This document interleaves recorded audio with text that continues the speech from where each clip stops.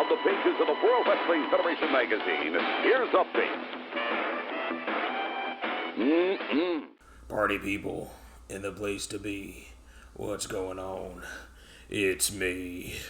It's me. Dead on, right? Like spooky, accurate, right? Party people, as you know, we are rapidly approaching the Survivor Series as well as the Undertaker's 30th anniversary / alleged final farewell. So, in honor of both those historic events, I thought we would just take a look back at what happened to the lights. Wait, what happened to the sun? Oh, yeah! What? Who? Welcome to my parlor. I'm here because if anybody is going to be talking about my Undertaker's greatest Survivor Series accomplishments, I figured I should show up to help conduct the services. Okay, but can you turn the sun back on, please? Are you afraid of the dark? Of course not.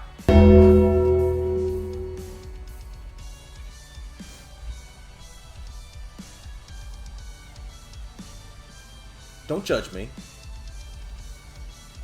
Too late. Anyway, here are my Undertaker's top 5 Survivor Series matches of all time. Number 5. The Undertaker isn't involved much in this matchup, but when he is, the crowd is all about it. This match really is the start of a feud The Undertaker would have with Yokozuna that would culminate at the next year's Survivor Series, which we'll get into a little bit later. This match definitely had its moments though, not necessarily just for The Undertaker, but also for most of the people involved. Kayfabe-wise, for Lex Luger, it was a good strategy to keep The Undertaker as fresh as possible for as long as possible, not tagging him in until near the end of the match. Even from a match standpoint, it's a good strategy because this isn't The Undertaker we would see even 3 to 5 years later in the Attitude Era, doing a lot more stuff with a lot wider range of moves in his repertoire. This is still stoic, still statuesque Undertaker here. And to keep him on the ropes for as long as he is and then bring him in for that big hot tag in the middle is actually pretty good matchmaking. Now, this match going in had to make up for a few things, including substitutions and Ludwig Borga's complete and total lack of talent. But I think the way they pulled this match off really does cover all of those things pretty well. You had Savage interfering a couple of times in this one. You had action that, for the most part, kept going and kept the pace going. You had a story going into it, kind of how Lex Luger's team was going to progress in this entire matchup, as well as the Foreign Fanatics and seeing how they would work together, and they work together pretty well. But we really here to talk about The Undertaker, aren't we? And when The Undertaker enters this matchup, the place erupts. And when he first touches Yokozuna, the place erupts. And when they go to the outside, the place erupts. And everything The Undertaker and Yokozuna do, the place erupts. Pretty good match. Number 4. Not gonna lie, this match confused me a lot as a kid because I had no idea why Savio Vega, Henry Godwinn, and Fatu, of all people, would be teaming with The Undertaker. Didn't make any sense to me. Undertaker seemed way out of their league even then. As much as WWE may have wanted me, just a dumb kid, to get into these characters, I really wasn't. And there didn't seem to be any reason why they would all team up, let alone all team up with The Undertaker. Little did I know that the reason for this pairing was because all 3 of them were members of The Undertaker's BSK. Even knowing that, it still doesn't really click for me, probably because of the Clique. You see, up until that point, you had seen members of the Clique teaming against each other, facing each other over and over and over again. These long-standing rivalries, teams, back and forth and back and forth. So seeing them together, the Clique together on a team, made sense. This doesn't make sense because the BSK never really showed their camaraderie out in the ring, really. So this still is confusing, and even knowing that is still confusing to my 1995 brain, but we press on. This match was the return of The Undertaker after the infamous orbital bone socket injury at the hands of King Mabel. This match really lacked in star power. Really lacked in star power, even and especially by 1995 standards. Even though the Royals had two, count them, two kings on the other side, soon to be three kings on the other side of the ring, it still didn't really matter. Again, we're talking about 1995 standards. Obviously, everybody in this match actually would go on to have longer careers. Most of the people, except for Henry O'Godwin, find more success, particularly in just a couple years later in the Attitude Era. But as of 1995, this really lacks star power. The chemistry, though, in terms of the actual pulling off of the match, is not that bad. The first half of it, The Undertaker leaves all to his team. Very reminiscent of the 1993 Survivor Series. The Undertaker doesn't start it. He stays on the apron for the majority of the match. His teammates pick up the slack for him. All four members of the opposite team, they tag in and out. They show tag team continuity, etc., etc. Really, the only standout on the Dark Side's team was Savio Vega, because he took a significant portion of the heat, and because for no reason whatsoever, he took two pile drivers in a row from Jerry the King Lawler and popped right up after the second one and tagged The Undertaker. Wow, fuck you, Jerry Lawler. The first half of the match was fine. The second half of the match was electric. This is exactly the way this match should have gone. The Undertaker comes in off of the injury, cleans absolute house, wrecks all kinds of shop. And by the way, it paid off the way it should have paid off. We don't get an ending to the rivalry, we get a continuation to it as him and King Mabel face off in the finale of the match, but King Mabel books it out of Dodge, leaving Mo to pick up the pieces. This match went really well. When The Undertaker came in, there was a sudden spark in this matchup. Again, it's not necessarily to take away from his teammates, but they didn't really bring the heat for the crowd or for me watching this. And I get it, they were in sort of a tough spot there, but also this is kind of their time. You would hope that one of them would shine in the beginning because they have that first half to do it, but they don't necessarily. The Undertaker does, though. The Undertaker does with a passion.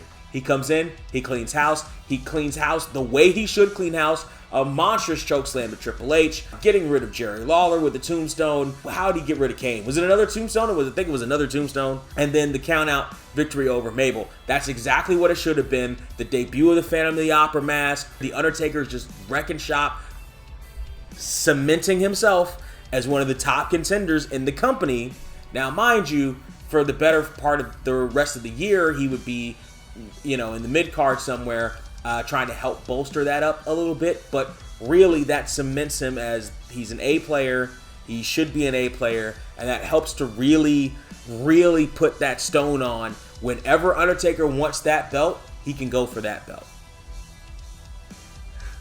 Number 3. 2000 had a very different energy to its Survivor Series. From top to bottom, it was pretty hot going in. All the rivalries were. The energy with the company and with wrestling in general was at really a peak at that particular point. This matchup with The Undertaker versus Kurt Angle, actually better than I remember it. When I went to review this match, I remember not really thinking much of it in my head, but then I went back and I watched it again. And especially compared to other Undertaker outings at Survivor Series, this one is really fun. This one is really a lot of fun. It tells a really good story that's easy to follow, but also makes sense in where it's going. There really aren't that many hiccups, which is surprising considering how early in Kurt Angle's career this is. He walks in as the WWF champion and apparently has a master plan. JR makes a point to talk about how Kurt Angle, JR or the King, make a point to talk about how Kurt Angle is pretty confident going into this matchup, and they wonder why he is. Out comes Edge and Christian somewhere in the middle of the match, and they contemplate, that must be why he's feeling as cocky as he does. Not necessarily. The only issue I have with this match is the fact that the network version of it doesn't have the Undertaker's actual entrance. They dub it over, which kind of takes away from some of the steam of the entrance at least. But the match itself still really holds up. We got the Undertaker in the snakeskin pants. That Legend has it. He had to borrow from the Godfather, but that Legend doesn't make a whole lot of sense because the Godfather was in Right to Censor at the time. Why would he still be rolling with his snakeskin shit if he was in Right to Censor? That doesn't make sense. Like, even if he was rolling around town casually, does he just walk around in those pants all the fucking time? Like, even as Right to Censor, he didn't have, like, just jeans? Undertaker comes out, ball of fire. The psychology of this is really good. Like I mentioned, we get to see Edge and Christian, but also we get to see a really fun match, especially from somebody as young in the ring as Kurt Angle. And the Undertaker gives him a lot of respect in this match. He respects Kurt Angle's pedigree. He respects what they're doing with them. He respects the championship that he's got and his place in the company. And he respects what he's doing with the guy he's in the ring with. And as we get near the end of the match, you really do get this sense like this could go either way. How many more times can Kurt Angle get on his bike and ride? How many more times can he escape the Deadman? The Deadman's going to get him. How can he escape the Deadman? Well, he runs and he hides underneath the ring and he gets caught. And oh shit! Last ride. 1, 2. No, it's not him. Who's that? I don't know. Roll up. Hook of the leather pants. 1, 2, 3. Kurt Angle runs out of the ring and the building and the arena and into his car.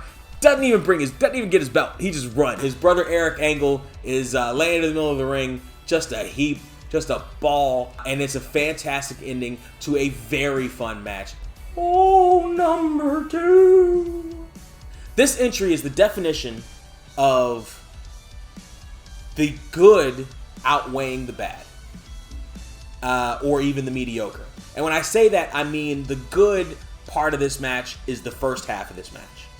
The mediocre to bad to convoluted part of this match is the second half. The first half is a lot of fun.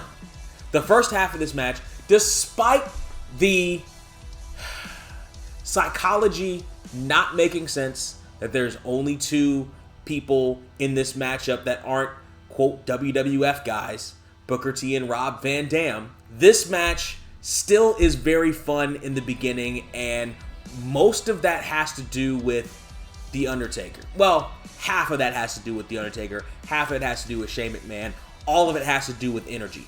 Both guys are the hearts of their team.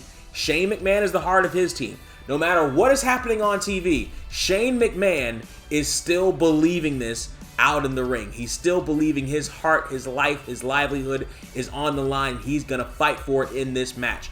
Undertaker still believes on his side.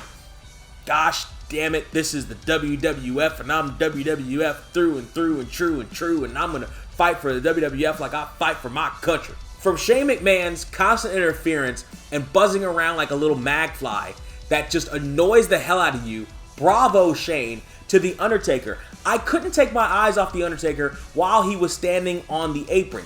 And that's not to say that he was distracting or he was bearing what was going on in the ring. No, he was just in the moment. There's a difference. There's a difference between being annoying on the apron and being in the moment. And The Undertaker was in the moment. Undertaker was living and dying by what was going on in that ring with his partners. Every bump they took, he looked like he took. Every shot they hit, it looked like he hit. He looked like he was involved in this match more than anybody. And that energy transferred itself when he got into the ring. The crowd was up for him. The crowd was ready for him. Now, maybe part of this was that people knew that this would finally be the end of this god-awful abortion of a wasted opportunity that WWF had in their hands. But it could also be that The Undertaker was pulling out some pretty good work at this time, and he showed that he had that energy for this match, that he could get up for this match, and that he could be a pivotal part of this match, even after he got eliminated, coming back in and confronting Jericho and getting the crowd back up in this moment where it kind of even lulled a little bit. And The Undertaker's portion of this match carries the rest of that slog of a match near the end. Because I gotta tell you, the end of this match wasn't put together well, wasn't executed all that well. There were misfires all over the place in the second half, and it was convoluted. There were too many moving parts at the end of it that didn't quite make the sense somebody thought they would, but they didn't. Either way, the Undertaker's portion, the Undertaker's half, was so good. It overshadows the last half that's not so good. To the point that it's at this point on my list. And I'm not ashamed of it. It really is that good. If you're going to watch this match, you can probably just watch the first half and then quit after that. But you can watch it to the end if you want to, and that's fine too. Because there's enough goodwill built up from the first half that when you get to the second half, you're fine with it. So overall, again, that's how good the first half was. That's how energetic. That's how in the moment The Undertaker was. And that's how in the moment he brings you, the viewer, into that match. And that's part of what makes the man legendary. And the top Undertaker Survivor Series match of all time is... Yep, it's number one. It's number one, and I'm not ashamed of it. There are other significant Undertaker matches, obviously. The Hogan match, his debut. Obviously, they're significant for history. As far as best Undertaker Survivor Series matches, they're not even close. This is it. This is the best Undertaker Survivor Series match. Because, like I mentioned earlier, the chemistry was there from the beginning. This was the finale of the year-long on and off rivalry The Undertaker had with Yokozuna. It culminated probably the way it should have. Chuck Norris was brought in as a special enforcer, but Chuck really seemed to have the respect for professional wrestling to not overshadow it. To not overshadow the guys, to just kind of be there, play his part, kick Jeff Jarrett, nod at The Undertaker, get the cowboy salute, and then walk off into the sunset. The action in the ring and around the ring was the star here. The chemistry between The Undertaker and Yokozuna were the stars.